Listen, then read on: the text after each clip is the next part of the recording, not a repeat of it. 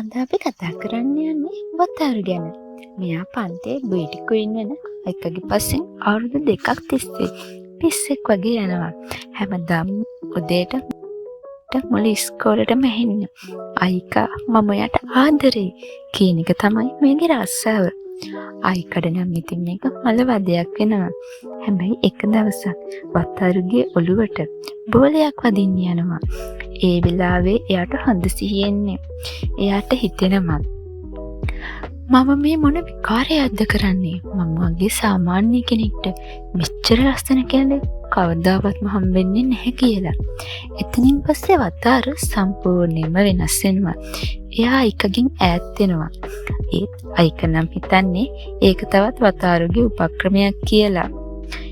එයාට පස්සේ තේරෙනවා වතාරු සෙම්ගතිය නතර කරලා රිරිස් කෙනෙක් වෙලා කියලා. මේක පන්තියේ හැමෝටමත් තේරෙනවා. එයාලත් පුදුම වෙනවා වතාරුගේ මේ වෙනස දැකලා.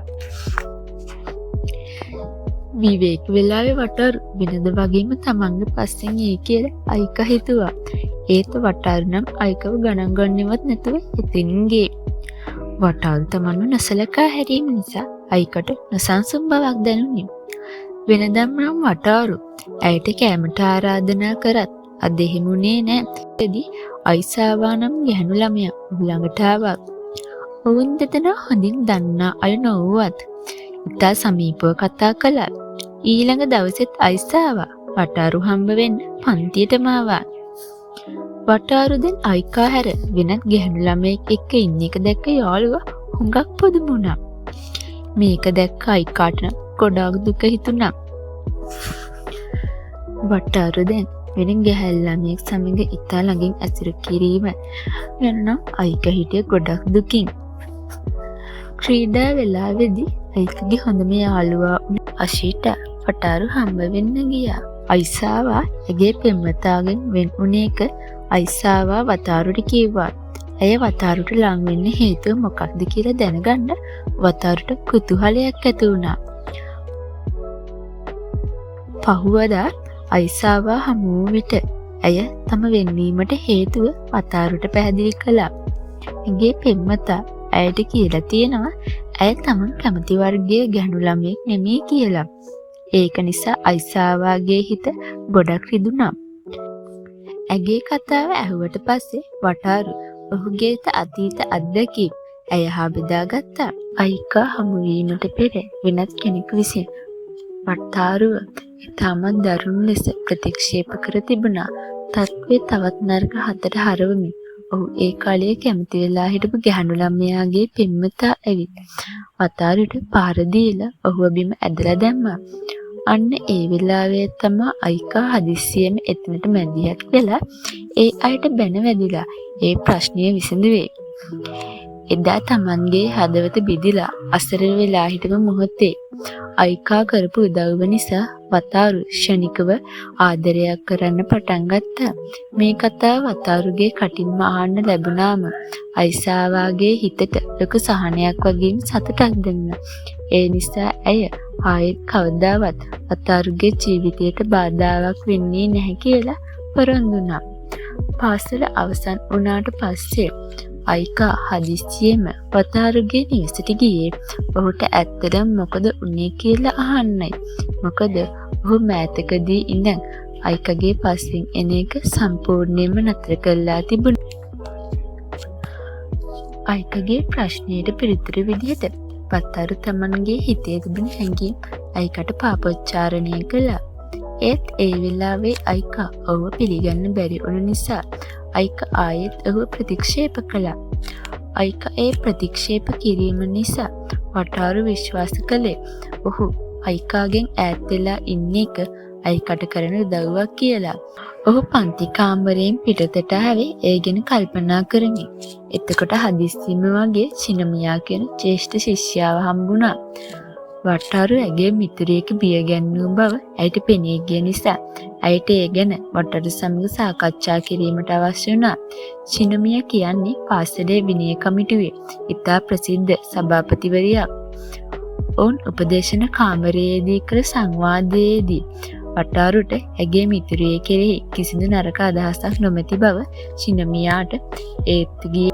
ඒ වගේම වටාරු මීට පෙර හම්බ වෙච්ච ගැහැණු ළමයන් ඇයම බව එහිදී පැහැදිලි වුණා.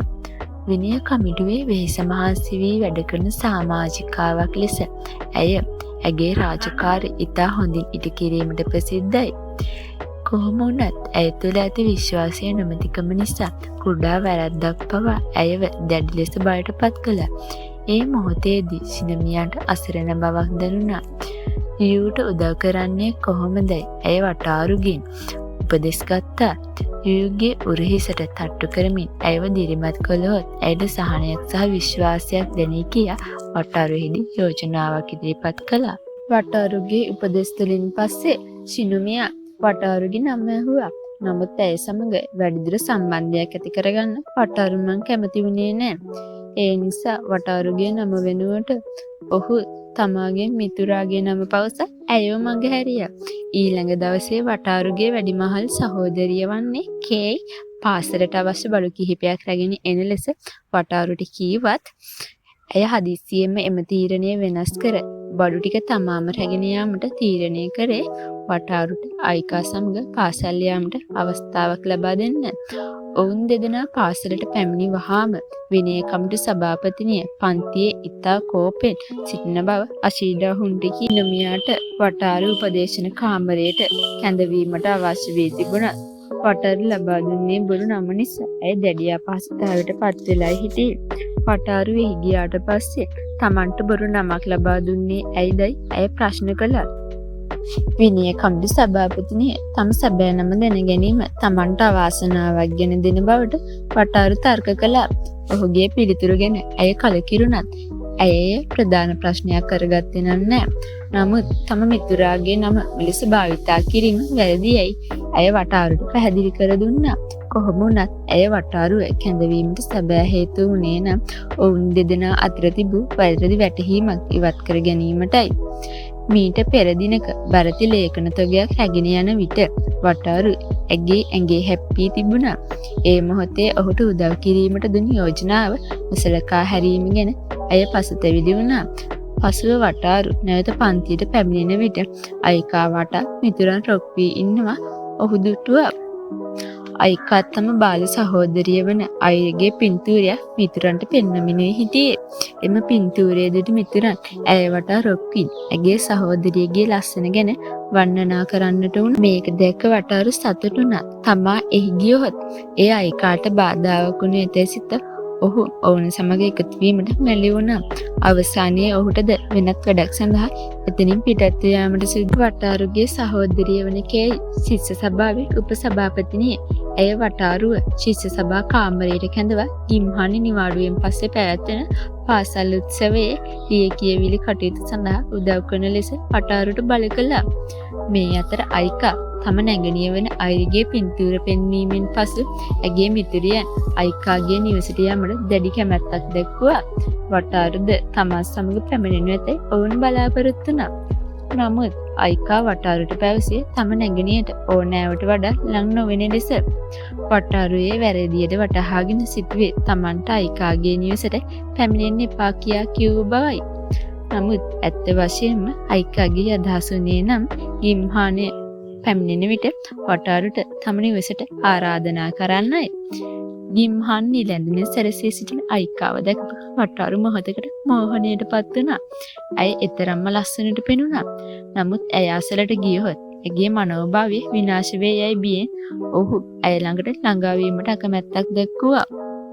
ඒ විතරක් නෙමෙයි අයිකා සමග කතා කිරීමට දැන් බොහෝ පිරිසක් උනන්දු වෙනවා. වටාරු නැවතත් අයිකා සමග කතා කරනු දැකීම අශීටාට අවශ්‍ය වුණා. වටාරුවේ ප්‍රතික්ෂේප කරනවා.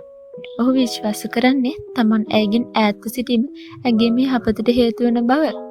ඔවුන්ගේ ශාරීරික අධ්‍යාපන පන්තිය අවසන් වූ විට වටාරුගේ පන්තියේ යහළුවෙකු හදිස්සියෙම ඔහු වෙත ආවා.